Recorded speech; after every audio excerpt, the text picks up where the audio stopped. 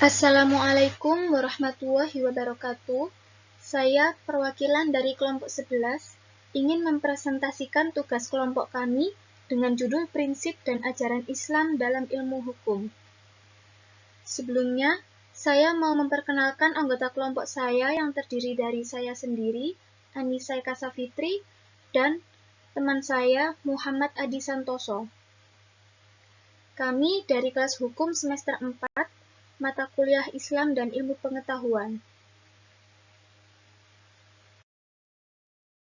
Baiklah, langsung saja kita masuk ke materi pertama, yaitu ilmu hukum dalam perspektif Islam. Kata ilmu berasal dari bahasa Arab, yaitu ilm, bahasa Latin, science, yang berarti tahu atau mengetahui atau memahami. Ditinjau dari sudut istilah ilmu sains, menyandang dua makna, yaitu sebagai produk dan sebagai proses. Sebagai produk, ilmu adalah pengetahuan yang sudah terkaji kebenarannya dalam bidang tertentu dan tersusun dalam suatu sistem. Sedangkan kata hukum berasal dari kata Arab, hukum, kata jamaknya ahkam, yang berarti putusan, ketetapan, perintah, pemerintahan, kekuasaan, hukuman, dan lain-lain. Kata kerjanya hakama, yahkumu, berarti memutuskan, mengadili, menetapkan, memerintahkan, memerintah, menghukum, dan mengendalikan.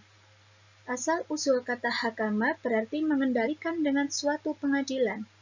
Jadi, ilmu hukum adalah ilmu pengetahuan yang objeknya ilmu hukum.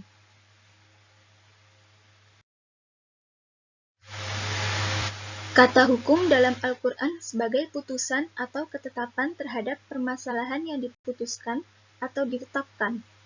Di samping berhubungan dengan perbuatan Allah, juga berhubungan dengan perbuatan manusia. Dengan kata lain, hukum ada yang berasal dari ketentuan Allah dan ada yang berhubungan dengan ketentuan manusia. Jadi, hukum dalam perspektif Islam adalah ketetapan, keputusan, dan perintah yang berasal dari Allah dan legislasi manusia yang bertujuan untuk menegakkan keadilan dalam kehidupan pribadi, masyarakat, dan negara. Sebagai ketetapan yang berasal dari perintah Allah yang Maha Tahu kemaslahatan hambanya, maka hukum ilahi berisikan keadilan seluruhnya. Sebagai ketetapan yang berasal dari legislasi manusia, hukum manusia harus berdasarkan kepada ilahi dan rasa keadilan yang paling tinggi. Dengan demikian, berdasarkan uraian penjelasan di atas, dapat dipahami bahwa ilmu hukum dalam perspektif Islam adalah ilmu pengetahuan yang mengkaji syariat atau sering disamakan dengan istilah fikih sebagai ilmu yang memahami tentang hukum-hukum syara, yang berisi ketentuan-ketentuan hukum dasar yang bersifat amaliyah atau praktis, yang digali dari dalil-dalil yang terperinci. Materi yang kedua yaitu penerapan ilmu hukum berbasis sunnatullah dan qadar Allah. Sunnatullah merupakan istilah dari bahasa Arab yang terdiri dari dua kata, yaitu sunnah dan Allah. Dengan digabungkannya dua kata tersebut, maka menjadi susunan idafiyah, susunan kata yang terdiri dari kata berpredikat sebagai mudhof dan mudhof ilahi. Kata sunnat berkedudukan sebagai mudhof, dan kata Allah berkedudukan sebagai mudhof ilahinya. Di dalam bahasa Arab, kata sunnat dengan fi'il madlinya, sanna ini mempunyai beberapa arti. Di antaranya adalah tarikat, as-sirat, tabiat, asyirat, atau dapat juga berarti suatu pekerjaan yang sudah menjadi tradisi. Jadi, sunnatullah dapat diartikan sebagai cara Allah memperlakukan manusia yang dalam arti luasnya bermakna ketetapan-ketetapan atau hukum-hukum Allah yang berlaku untuk alam semesta.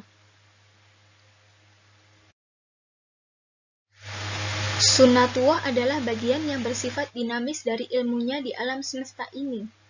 Karena sunnatullah memang hanya semata terkait dengan segala proses penciptaan dan segala proses kejadian lainnya. Sunnatullah itu sendiri tidak berubah-ubah, namun masukan dan keluaran prosesnya yang bisa selalu berubah-ubah secara dinamis. Dan tentunya sunatullah juga berjalan atau berlaku tiap saatnya. Segala bentuk ilmu lainnya pada manusia yang bukan hasil dari usaha mengungkap atau memformulasikan sunatullah secara amat objektif, tentunya bukan bentuk ilmu yang benar. Ilmu Allah yang Maha Mengetahui bersifat mutlak dan kekal.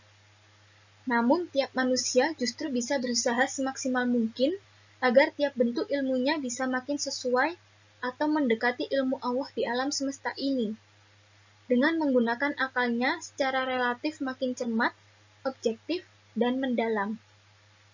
Segala bentuk ilmu manusia mestinya bisa dipilih terlebih dahulu, secara amat hati-hati, cermat, dan selektif, sebelum dipakai atau diyakini, karena relatif bisa mudah menyesatkan, terutama pada agama, ajaran, dan paham yang bersifat musyrik dan materialistik, yang memang pasti tidak sesuai dengan kebenarannya.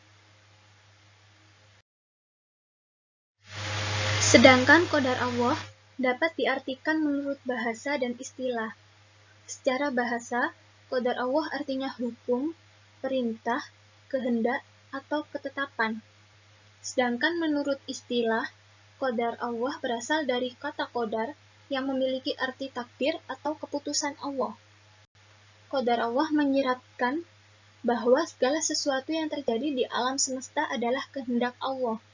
Semua makhluknya harus tunduk terhadap apa yang telah Allah nyatakan. Qadar Allah termasuk ke dalam salah satu rukun iman kepada Allah. Hal ini telah dijelaskan dalam sebuah hadis yang berbunyi, iman ialah engkau percaya kepada Allah, malaikat-malaikatnya, kitab-kitabnya, rasul-rasulnya, hari akhir, dan engkau percaya kepada qadar Allah yang baik maupun yang buruk. Materi yang terakhir yaitu ayat dan hadis yang relevan. Kedudukan ilmu dalam Islam menempati kedudukan tinggi di mana Al-Quran memandang orang yang beriman dan berilmu berada pada posisi yang tinggi dan mulia. Dan juga ditegaskan dalam hadis-hadis Nabi yang memuat anjuran dan dorongan untuk menuntut ilmu. Allah akan mengangkat derajat orang-orang yang beriman dan berilmu pengetahuan beberapa derajat. Quran Surat Mujadilah ayat 58. Hal ini juga ditegaskan dalam beberapa ayat dan hadis Rasulullah SAW sebagai berikut. Niscaya, Allah akan meninggikan orang-orang yang beriman di antaramu dan orang-orang yang berilmu pengetahuan beberapa derajat, dan Allah Maha Mengetahui apa yang kamu kerjakan.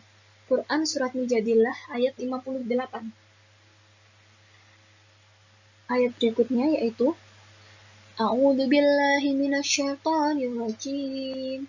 Bismillahirrahmanirrahim. Wa khalaqa kulla syai'in faqaddarahu taqdira, yang artinya, dan dia telah menciptakan segala sesuatu dan dia menetapkan ukuran-ukurannya dengan serapi-rapinya. Quran Surat Al-Furqan ayat 2. Wa in man syai'in illa indana khazainuhu wa ma nunazzilahu illa biqadarin ma'lum. Artinya, dan tidak ada satupun melainkan pada sisi kamilah hasanahnya, dan kami tidak menurunkannya melainkan dengan ukuran tertentu.